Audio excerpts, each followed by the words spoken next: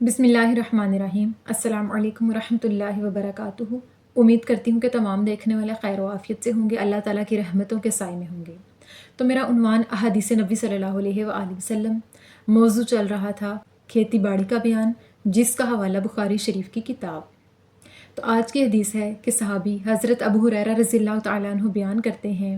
کہ رسول اللہ صلی اللہ علیہ وآلہ وسلم نے فرمایا کہ جس شخص نے کتا پالا اس کے عمل میں سے ایک قرات نیکیاں ضائع ہو جاتی ہیں۔ ایک دوسری حدیث مبارکہ میں صحابی سائب بن یزید روایت کرتے ہیں کہ رسول اللہ صلی اللہ علیہ وآلہ وسلم نے فرمایا کہ جس شخص نے کتا پالا اور وہ کتا نہ تو کھیتی باڑی کی حفاظت کے لیے ہے اور نہ ہی مویشیوں کی حفاظت کے لیے ہے،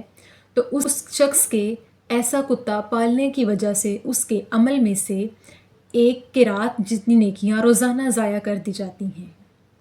یعنی اس حدیث پاک کی وضاحت یہ کہ رسول اللہ صلی اللہ علیہ وآلہ وسلم نے کتا رکھنے سے منع فرمایا، لیکن وہ کتا جس کو اپنے مویشیوں کے لیے، اپنے پالتو جانوروں کی حفاظت کے لیے رکھا جائے، اس کو رکھا جا سکتا ہے، اور اسی طرح اپنی کھیتی باڑی کے حفاظت کے لیے اس کو رکھنا جائز ہے، کیونکہ کتا ایک زہریلا جانور ہے۔ آقا علیہ الصلوۃ والسلام نے کتے کو پالنے سے منع فرمایا کہ اس کو بغیر کسی وجہ کے، یعنی نہ تو وہ مویشیوں کی حفاظت کے لیے ہو، رکھوالی کے لیے بھی نہ ہو، تو عام طور پہ شوق سے کتا پالنے کو منع فرمایا ہے، کیونکہ کتا ایک ایسا جانور ہے کہ جس سے انسانوں کی جان کو خطرہ ہے، اور فرمایا کہ جس گھر میں کتا ہوگا اس گھر میں رحمت کے فرشتے نہیں آتے۔ اور بعض احادیث میں آتا ہے کہ جہاں پالتو کتا یا آوارہ کتا دیکھو اسے قتل کر ڈالو۔ کتوں کو قتل کر دینا چاہیے، کیونکہ کتا نقصان پہنچانے والے جانوروں میں سے ہے۔ کتوں کو قتل کرنے کا حکم دیا گیا،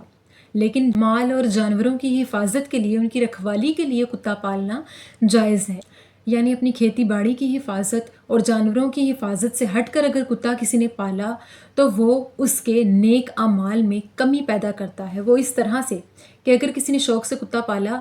تو یہ اللہ تعالیٰ کے ہاں سخت ناپسندیدہ جانور ہے،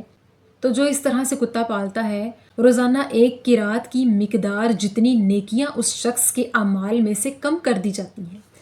ایک قرات کہتے ہیں احد پہاڑ جتنی مقدار کو، کہ جتنی احد پہاڑ کی چوڑائی اور لمبائی ہے،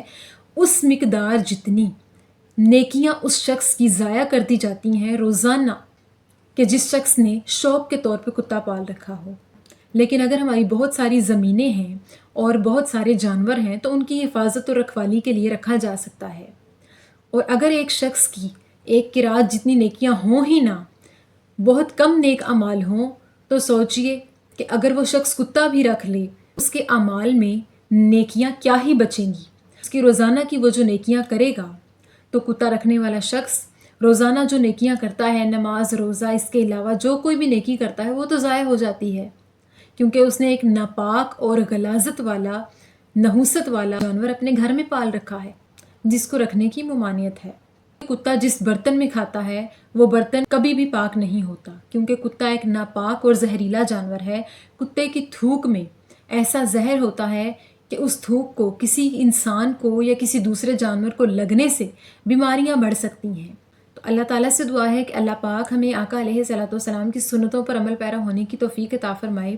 اور ہمیں صحیح معنوں میں دین کی سمجھ بوجھ عطا فرمائے، اور ہمیں مومنین میں سے کرے۔ آمین ثم آمین۔ شکریہ۔